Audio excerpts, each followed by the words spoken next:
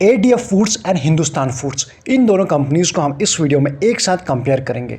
कुछ पैरामीटर पर हम इन कंपनीज़ को अलग अलग समझने की कोशिश करेंगे और कुछ पैरामीटर्स पर इन दोनों को एक साथ यानी कंपेयर करेंगे, समझने की कोशिश करेंगे इन दोनों में से कौन ज़्यादा बेहतरीन है या फिर कौन सी कंपनी क्या चीज़ें अच्छी हैं या फिर कहाँ पर ज़्यादा अच्छा काम कर रहे हैं। लेकिन उससे पहले हम ये समझ लेते हैं इन दोनों ने एक साल में रिटर्न कैसे दिए, वो आपके सामने है। एडीएफ फूड के रिटर्न करें पिछले एक साल में, आप यहाँ देख पाएंगे रफली बात करें 41% के रिटर्न दिए एक साल में रिसेंट के करेक्शन के बाद भी। अगर हम देखने की कोशिश करें हिंदुस्तान फूड, इसने एक साल में जो रिटर्न दिए इस करेक्शन के बाद भी 82% के रिटर्न दिए हैं। तो आप यहाँ ये कह सकते हैं दोनों ने अच्छे रिटर्न दिए हैं। रिटर्न देके सिर्फ आपको ये फाइनल मत कर लेना ये कंपनी अच्छी है। डेटा पास रिकॉर्ड देके अगर हम इन्वेस्टमेंट कभी भी करें, फिर चाहे म्यूचुअल फंड की बात करें या स्टॉक की बात करें, हमारा डिसीजन गलत भी हो सकता है। इसलिए इसके ऊपर आपको अच्छे से सोचना होगा। अब समझने की कोशिश करते हैं दोनों को कुछ सेपरेट वे में। तो सबसे पहले समझने की कोशिश करते हैं सेपरेट वे में एडीएफ फूड को। क्विकली में समझ लेते हैं, बहुत ज़्यादा डिटेल नहीं जाएंगे क्योंकि कंपेयर भी करना है। कई बार मैक्सिमम चीज़ें बताने के चक्कर में वीडियो काफ़ी लंबा हो जाता है और आप लोग उस वीडियो को देखते नहीं हैं, इसलिए शॉर्ट में मैक्सिमम चीज़ें समझने की कोशिश करेंगे। आप यहाँ देखने की कोशिश करें एडीएफ का वेबसाइट पर आए, क्योंकि हमारा मानना है जब भी हम किसी भी कंपनी को समझने की कोशिश करते हैं सबसे रिलायबल या फिर सबसे सही सोर्स जो होता है कंपनी को जानने का उसकी खुद की वेबसाइट। यहाँ हम समझने की कोशिश करें एडीएफ जो है एक ग्लोबल लेवल पर काम करता है। पहले ये इस चीज़ को आप समझ लीजिए, अगर ग्लोबल लेवल पर काम करता है तो काम क्या है इसका, ये एक food manufacturing and distributor company है। ये आप इस चीज़ को समझ गए। अगर हम ग्लोबल वर्ड यूज़ करें तो आप यहाँ देख पाएंगे 55 कंट्रीज़ में इसके एज ऑफ नाउ प्रेजेंस है, ये भी आप समझ गए। और जो कंपनी जो मैन्युफैक्चर करती है डिस्ट्रीब्यूट करती है वो क्या है, इनके प्रोडक्ट की अगर हम बात करें आप यहाँ देख पाएंगे sauces, pickles, chutney, paste and ready to cook, ready to eat, ये सारे प्रोडक्ट इनके पोर्टफोलियो के हैं। प्रोडक्ट पोर्टफोलियो के बाद अगर हम इनके ब्रांड को समझने की कोशिश करें तो आप यहाँ देख पाएंगे जैसा कि जस्ट हमारी बात हुई थी 55 कंट्रीज़ में इनकी प्रेजेंस है एंड 8 इनके ब्रांड्स हैं। ये कंपनी क्या करती है आप समझ गए। एंड जिनकी 400 प्लस क्या है इनके प्रोडक्ट अक्रॉस 8 ब्रांड के अंदर आते हैं, जिनके लिए मैन्युफैक्चर करती है या फिर डिस्ट्रीब्यूट करती है। वो ब्रांड के नाम आपके सामने, वो 8 ब्रांड, अशोका, सोल, हो सकता है आप मैक्सिमम इनमें से जानते होंगे। आप इन चीज़ों को अच्छे से पढ़ सकते हैं, समझ सकते हैं, और जब आप अपनी रिसर्च करेंगे इनके वेबसाइट पे जाएंगे या फिर आप अपनी रिसर्च करेंगे तो और भी आप अच्छे से इन ब्रांड्स को समझ पाएंगे। तो एज ऑफ नाउ इनके टोटल 8 ब्रांड ये रहे। एडीएफ के बाद समझने की कोशिश करते हैं हिंदुस्तान फूड को। एडीएफ में हमने क्या समझा, एडीएफ जो है वो मैन्युफैक्चर करता है एंड डिस्ट्रीब्यूट करता है क्या चीज़, फूड रिलेटेड चीज़ है। आपने देखी चटनी, वो सारी चीज़ है, और किसी के लिए नहीं करता था, उनके खुद ही जो 8 ब्रांड है उन्हीं के लिए करता था। यहाँ तक हमने समझने की कोशिश की। अब इसमें क्या होता है, हिंदुस्तान फूड में ये कॉन्ट्रैक्ट बेसिस पे मैन्युफैक्चर करती हैं। जैसे कि अगर एग्जांपल दें, आप डिक्सन टेक्नोलॉजी को जानते होंगे, उनका जो मेन काम है वो क्या है, OEM, ओरिजिनल इक्विपमेंट मैन्युफैक्चरिंग, यानी कि उन्हें किसी दूसरे कंपनी से ऑर्डर मिलते हैं, कॉन्ट्रैक्ट मिलता है कि आपको ये चीज़ ऐसी ऐसी बनानी है, और उसके बाद वो उसको वैसे बना के उस कंपनी को दे देता है, और बाद में जो कंपनी होती है अपने लोगों के नाम पे, अपने कंपनी के नाम पे उसको मार्केट करती है। तो कुछ वैसा ही इनका भी काम है। ज़रा सा इनका हटके और वर्सटाइल क्यों है, डाइवर्सिफाइड क्यों है। एक, एडीएफ सिर्फ फूड सेगमेंट में काम करती है और कॉन्ट्रैक्ट बेसिस पे नहीं करती है, अपने लिए करती है। इनका क्या है, अगर हम बात करें ये कॉन्ट्रैक्ट बेसिस पे तो करते ही हैं, लेकिन काफ़ी डाइवर्सिफाइड एंड वर्सटाइल इनका पोर्टफोलियो है। जो मैन्युफैक्चरिंग करती हैं ये भी मैन्युफैक्चर करती हैं, लेकिन कॉन्ट्रैक्ट बेसिस पे। क्या क्या है इनको समझने की कोशिश कीजिए। जैसे कि हम बात करें पर्सनल केयर, वहाँ पर भी ये मैन्युफैक्चर करती हैं। Home care, food and beverages, ये सारी जगह पे ये क्या करते हैं, हिंदुस्तान फूड कॉन्ट्रैक्ट मैन्युफैक्चरिंग करती है। अब आइए इनके प्रोडक्ट पोर्टफोलियो के ऊपर। आप यहाँ देख पाएंगे जहाँ जहाँ ये कंपनी मैन्युफैक्चर करती है, फिर जहाँ जहाँ ये कंपनी काम करती है जिन सेगमेंट के अंदर। पहला क्या है, फूड एंड बेवरेजेस, ये तो एक था जहाँ जिसके अंदर एडीएफ फूड भी काम करता है। उसके अलावा भी आप यहाँ देख सकते हैं ब्यूटी एंड पर्सनल केयर, वहाँ भी एक कंपनी मिलेगी आपको, और स्पोर्ट्स एंड फुटवेयर वहाँ भी मिलेगी। Home care, health and wellness, इन सब जगह पे पेस्ट कंट्रोल, हर जगह पे आपको हिंदुस्तान फूड का नाम निकल के आएगा। तो यहाँ से क्या समझ में आ रहा है, इनके जो प्रोडक्ट पोर्टफोलियो है वो वर्सेटाइल है और वैरायटी उसमें काफ़ी ज़्यादा दिखाई पड़ रही है। अब जैसे कि हम दो चीज़ें कह रहे हैं कि एक तो एक कॉन्ट्रैक्ट बेसिस पे काम करती है और इनके जो जो प्रोडक्ट पोर्टफोलियो है वो थोड़ा डाइवर्सिफाइड है। तो किन के लिए काम करती है वो इनके क्लाइंट आपके सामने है। रिन आप देख सकते हो, सर्फ एक्सेल आप देख पाएंगे, उसके बाद व्हील हो गया, कंफर्ट हो गया, मैक्सिमम चीज़ें तो आप जानते हैं, डेटॉल हो गया, या फिर हम बात करें लाइजॉल, ये सारे मॉर्टिन, या फिर और भी कई सारे आपके सामने हैं। आप इन चीज़ों को इजीली पढ़ सकते हैं। नायका भी इन्हीं के एक कंपनी है जिसके लिए ये काम करते हैं। हार्पिक, रेड लेवल, ये सारे आप पढ़ सकते हैं जब आप इनके आप वेबसाइट पे जाएंगे। ताज महल, ये सब कुछ इन्हीं के हैं। तो प्रोडक्ट पोर्टफोलियो के हिसाब से आप यहाँ देख पाएंगे हिंदुस्तान फूड काफ़ी वर्सेटाइल आपको दिखाई पड़ रहा है। तो अभी तक हम दोनों को सेपरेट कंपनीज, दोनों कंपनीज को सेपरेट वे में समझ चुके हैं कि दोनों लगभग एक जैसा काम करते हैं, लेकिन कुछ इसके अलग हैं। अब दोनों को एक साथ समझने की कोशिश करते हैं।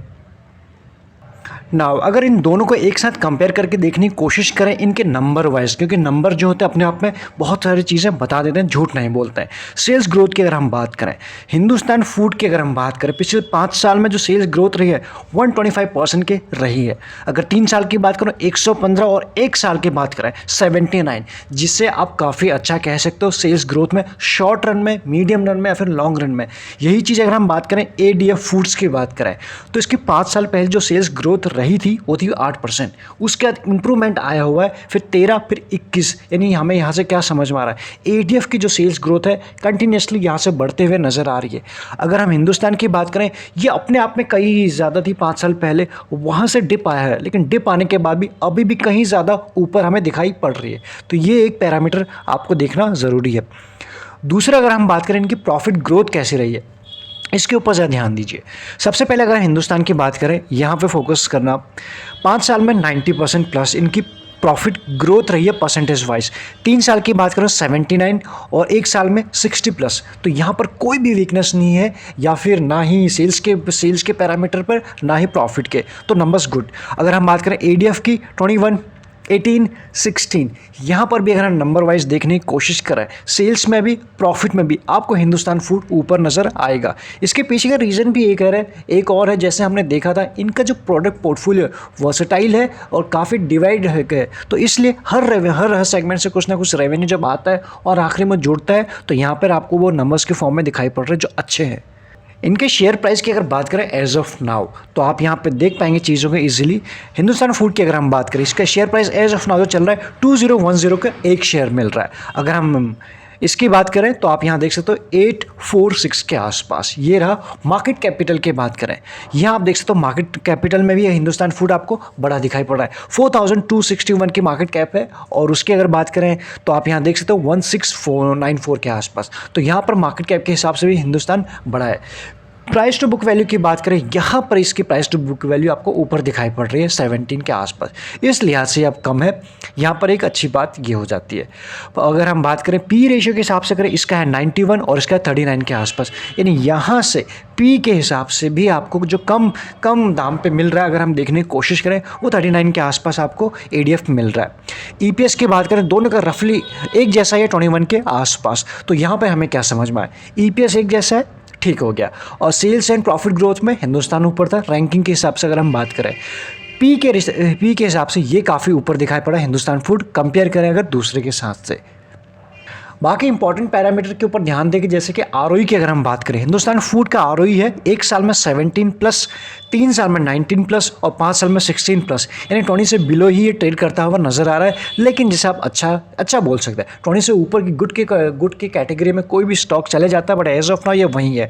बात करें ADF की, 5 साल में 12 प्लस था, फिर इंप्रूव होकर 14 आया 3 साल में, और अभी की जो बात कर रहे हैं 14 के आसपास। तो ऐसे में भी अगर हम बात करें ROE में भी हिंदुस्तान फूड आपको ऊपर नजर आ रहा है। यहां पर भी आपने देखा। ROC की अगर हम बात करें, हिंदुस्तान फूड का जो ROC 5 साल पहले था 16 प्लस था, 3 साल में 19 प्लस, और हम बात करें 1 साल में 17 प्लस। अगेन 15 से लेकर 20 के बीच में ट्रेड करता हुआ नजर आ रहा है। अगर हम बात करें ADF फूड्स की बात करें, 17 था 5 साल पहले, फिर 19, 18। तो कुल मिला के अगर रफली बात की जाए, इन दोनों के ROE ROC लगभग आसपास है। तो यहाँ पर अच्छे है दोनों की, कोई भी वीकनेस दोनों में बिल्कुल नहीं है। बात करें इसके बाद, इनके पास डेट कितना है, हिंदुस्तान फूड में डेट है, ये आपने देखा 0.97 का है। क्यों? इसके पीछे का रीज़न समझने की कोशिश कीजिए। ये क्या करते हैं? कॉन्ट्रैक्ट मैन्युफैक्चरिंग करते हैं। कॉन्ट्रैक्ट मैन्युफैक्चरिंग में रिस्क भी ज़्यादा होता है। क्यों? एक कॉन्ट्रैक्ट आपको दिया गया, अगर आपने कोई चीज़ को ठीक से सही टाइम पे सही क्वालिटी के साथ कम कॉस्ट के साथ डिलीवर नहीं किया तो कोई सामने वाला उठ जाता है, यानी सामने वाला कंपटीशन आपका बढ़ जाएगा। उस काम को करने के लिए कई सारे लोग भी और सामने आ जाता है, तो ऐसे में कंपटीशन आ जाता है। एक चीज़ तो है, तो इनके लिए इनको अपने कई बार क्या होता है कि अपने जेब से चीज़ों को पूरा करने के लिए अपने जेब से पे करनी पड़ती है कॉस्ट टाइम से पहले। फिर जब कॉन्ट्रैक्ट के पूरे पैसे आ जाते हैं तो ऐसे में आपको एक चीज़ ये रीज़न भी दिखाई पड़ सकता है। अगर हम बात करने की कोशिश करें, जो है वो है आपके सामने 0.97 के एज ऑफ नाउ इनके पास इतना डेट इक्विटी रेशियो है। एडीएफ की बात करें 0 है, तो वहाँ पर वो डेट फ्री कंपनी है। कैश कितना है दोनों के पास? कैश हिंदुस्तान फूड के पास है 558 CR के आसपास का कैश है। एडीएफ की बात करें 45 प्लस कैश है। तो यहाँ पर डेट तो है लेकिन उसके बाद भी कैश इनके पास ज़्यादा है, वो आप यहाँ पर देख सकते हैं। इन सब के बाद अगर बात करें शेयर होल्डिंग पैटर्न के ऊपर, हिंदुस्तान फूड में जो प्रमोटर हैं सबसे ज़्यादा उन्हीं के पास हैं 62 प्लस के। अगर हम एडीएफ की बात करें 31, तो प्रमोटर के पास एडीएफ में कम है। वहीं अगर हम बात करें एफआईएस के बाद 6 प्लस है हिंदुस्तान फूड में, और एडीएफ में उनकी होल्डिंग है 10% के आसपास। डीआईएस की बात करें 6 प्लस है, यानी 7 के आसपास है हिंदुस्तान फूड में, और एडीएफ में ओनली नॉट इवन 2% के आसपास। और पब्लिक की बात करें, पब्लिक सबसे ज़्यादा बुलिश कहाँ है? आप यहाँ देख सकते हो एडीएफ फूड्स के ऊपर, जो आपको दिखाई पड़ रहा है 56% पब्लिक के पास है, और हिंदुस्तान फूड में है 23 के आसपास। तो यहाँ पे पब्लिक या मेजॉरिटी जो ध्यान जा रहा है वो है एडीएफ की तरफ। नंबर्स आपने देखा, बिजनेस मॉडल आपने देखा किसका वर्सटाइल है और किसका सिंगल बिजनेस मॉडल है, वो हर एक चीज़ आपने देखा। यहाँ पे आपको कुछ समझ में आ रहा होगा। रिटर्न भी आपने देखे कि यहाँ पर कौन बेहतरीन है। अगर हमारा व्यू जानने की कोशिश करेंगे तो दोनों अपने आप में बेहतरीन शेयर हैं, दोनों में कोई वीकनेस नहीं है। प्राइस टू अर्निंग के हिसाब से और प्राइस टू बुक वैल्यू के हिसाब से आपको एडीएफ ठीक नज़र आएगा एज ऑफ नाउ। बाकी जितने भी पैरामीटर हैं उन सभी पैरामीटर के हिसाब से आपको हिंदुस्तान फूड ज़्यादा बेहतर नज़र आएगा, फिर चाहे बिजनेस वर्टिकल के हिसाब से ही क्यों ना देखा जाए। तो कई सारी चीज़ें हमने इसमें कवर करने की कोशिश की। अब आपको सिर्फ इतना बताने कि आपको इन दोनों में से कौन ज़्यादा अच्छा लगता है, ये ज़रूर आप बताइएगा कमेंट के थ्रू। बाकी रेगुलर अपडेट का आप चैनल को सब्सक्राइब कर सकते हैं। अगर वीडियो ठीक लगा, क्योंकि हमें एक वीडियो बनाने में ज़रा मेहनत लगती है, ठीक लगता है तो आप लाइक करके हमें बता सकते हैं, अपने जो रिएक्शन है हम तक पहुँचा सकते हैं। ऐसे ही अपडेट्स के लिए आप चैनल को सब्सक्राइब कर सकते हैं। बाकी एक्स्ट्रा लर्निंग के लिए आप ज्वाइन बटन भी कंसिडर कर सकते हैं, वो आपको ईजिली चैनल के ऊपर मिल जाएगा। Thank you so much.